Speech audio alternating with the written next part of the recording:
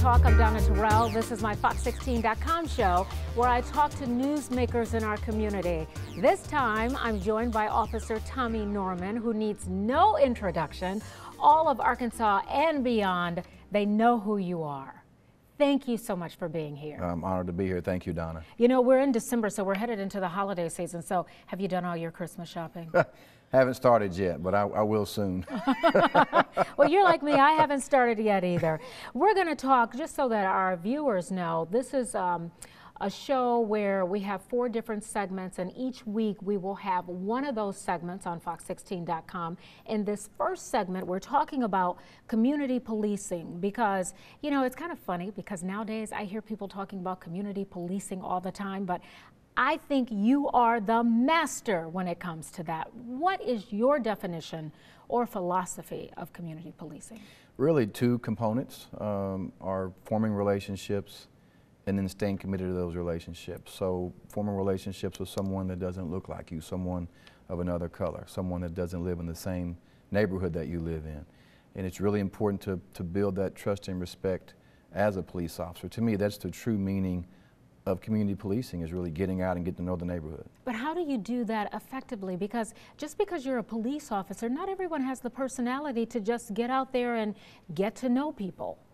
You know, a lot of community policing can't be taught. It has to come from the individual officer. It has to come from his heart, you know, and so it's something that takes a lot of work. It takes a lot of commitment. Trust is not going to be given. Obviously, as a police officer, you have to earn that from the community. And so it's well worth it. You say it takes a lot of work. So how long ago did you start doing this, and when did it click? This is something I need to be doing. Probably within my first 5 years of being a police officer. I knew and you've that been a police officer for 20 how long? years. Okay, so in the first 5 years. Right, and I knew because the way people, they accepted me, the way people would invite me to, even on my days off, birthday parties and visit hospitals and attend graduations.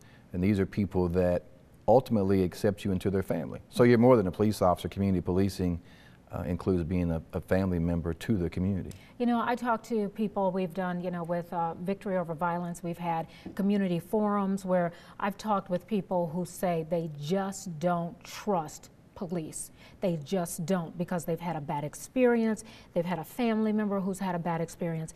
They just don't trust police officers. What do you say to that? I encourage more people to trust officers, but in order to trust officers, you have to engage in conversations with a police officer. If you see a police officer at a you know, a store, a neighborhood, you know, get to know that officer.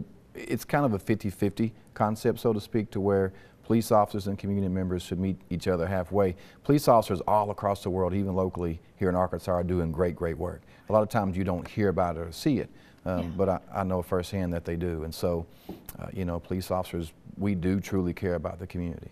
You know, getting back to the whole phrase, community policing, I think sometimes some of us think of police officers with children. You know, I see you oftentimes on social media and you're, you know, dancing with the kids, or you're, you know, delivering something, and it involves children. But it is involving children, but it's not just that. It's the adults too.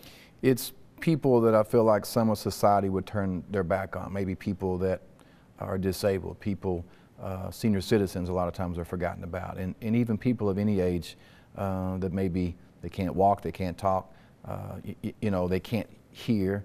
And those are people that, not just as police officers, but as a society, that we should actually befriend and get to know. Okay, so let's talk about kids though. How do you reach those children that are out there that run the risk of growing up someday and hearing what the woman that I just told you about said, I just don't trust police, because they've seen so many bad things happen? You know, it goes back to, it starts in the high chair.